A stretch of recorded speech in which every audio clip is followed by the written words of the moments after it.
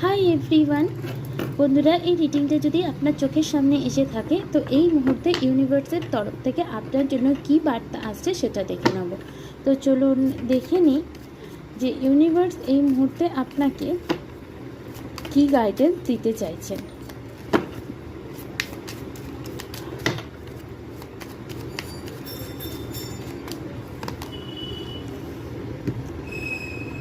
Gaia, connect to the pulse of Mother Earth. She will guide you through this time of change. তো definitely এই রিডিংটা তাদের সামনে দিয়ে এসছে যারা তার নিজের লাইফে কোনো রকম পরিবর্তনের মধ্য দিয়ে যাচ্ছেন।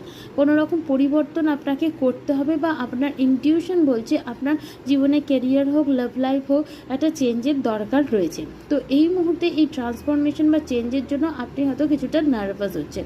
তো আপনার এই টাইমে মাদার আর্থ গায়ার সাথে কানেক্ট করার দরকার আছে।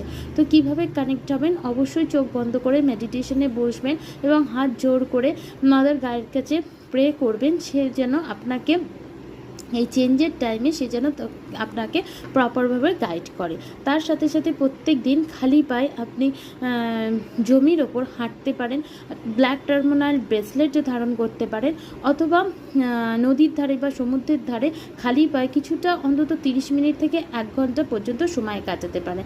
যতই আপনি নেচারের সাথে নিজেকে কানেক্ট করবেন ততই দেখতে পারবেন যে এই যে ট্রান্সফরমেশন বা চেঞ্জটা আসছে সেটা আপনার ক্ষেত্রে কতটা পজিটিভ হয়ে যাবে। Thank you.